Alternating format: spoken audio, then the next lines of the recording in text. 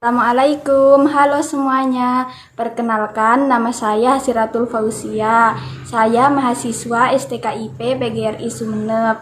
Video pembelajaran ini untuk memenuhi tugas mata kuliah Media dan Strategi Pembelajaran SD yang diampu oleh dosen Ibu Ike Yuli Mestika Dewi MPD, semester 5, Prodi Pendidikan Guru Sekolah Dasar Angkatan 2019. Sekarang kita akan belajar di kelas 5, tema 5, ekosistem, subtema 2, hubungan antar makhluk hidup dalam ekosistem di pembelajaran 5 dengan materi simbiosis. Tujuan pembelajaran kita hari ini yaitu yang pertama, siswa dapat menyajikan informasi yang telah diperoleh ke dalam bentuk teks non-fiksi tentang simbiosis dengan baik. Yang kedua yaitu siswa dapat menguraikan jenis simbiosis antar komponen dalam ekosistem dengan benar. Yang ketiga yaitu siswa mampu menyelesaikan permasalahan tentang simbiosis dengan tepat. Kompetensi dasar Bahasa Indonesia 3.7 Menguraikan konsep-konsep yang saling berkaitan pada teks non-fiksi. IPA 3.5 Menganalisis hubungan antar komponen ekosistem berupa simbiosis dan jaring-jaring makanan di lingkungan sekitar.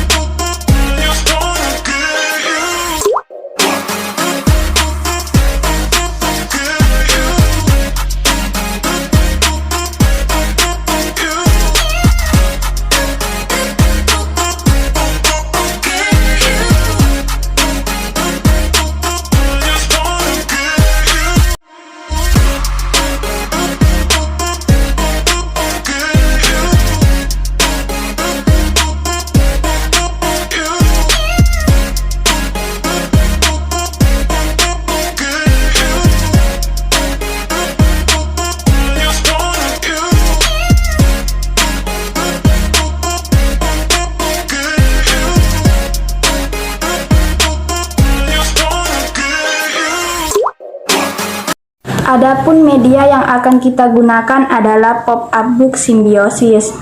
Pop-up book ini merupakan media visual yang menurut saya cocok digunakan untuk kelas 1 sampai kelas 5 SD. Dalam media ini, saya menggunakan mata pembelajaran Bahasa Indonesia dan IPA.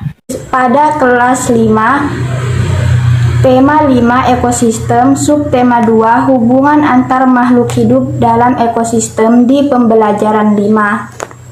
Tahukah kamu apa sih simbiosis itu? Simbiosis adalah hubungan dua makhluk hidup yang berbeda dan sangat erat kaitannya. Terdapat 3 jenis simbiosis. Yang pertama yaitu simbiosis mutualisme. Simbiosis mutualisme adalah hubungan antara dua makhluk hidup yang saling menguntungkan. Di sini terdapat contoh simbiosis mutualisme. Yang pertama yaitu ada kerbau dan burung jala.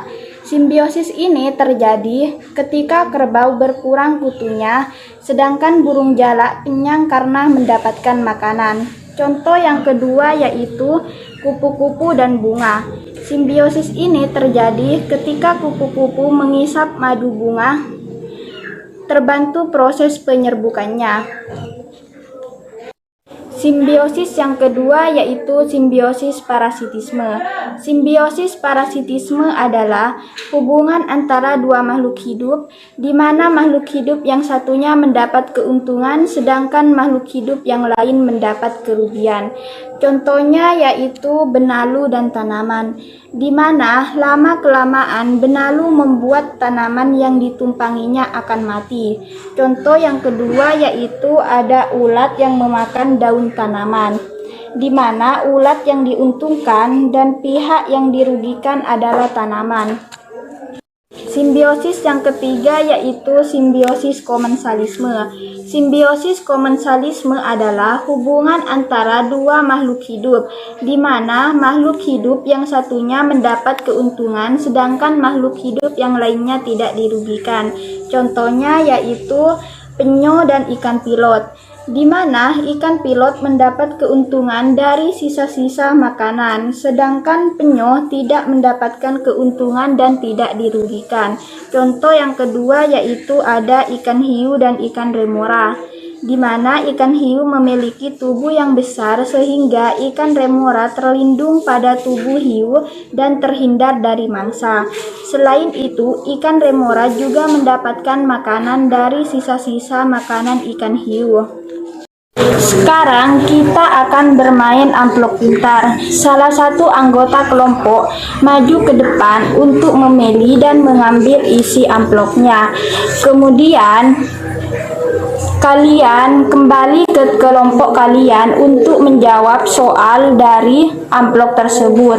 Nah, setelah mendapatkan jawabannya, kalian presentasikan jawabannya kalian di depan kelas dan akan mendapatkan bintang.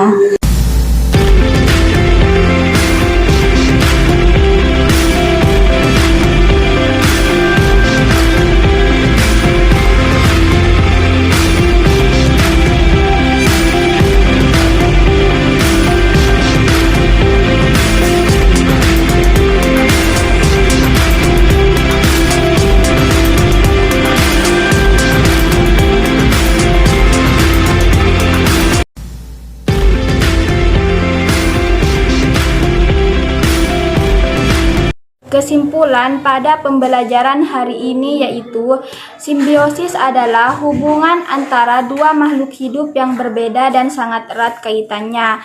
Ada 3 jenis macam simbiosis. Yang pertama, simbiosis mutualisme, saling menguntungkan. Yang kedua, simbiosis parasitisme, yang satu untung dan yang satunya dirugikan. Dan yang ketiga yaitu simbiosis komensalisme, yang satunya untung dan yang satunya tidak dirugikan.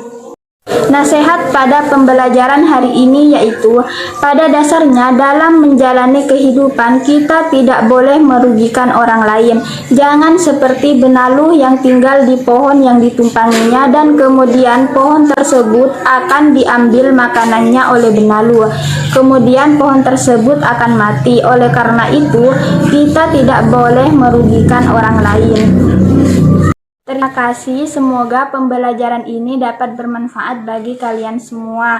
Wassalamualaikum warahmatullahi wabarakatuh.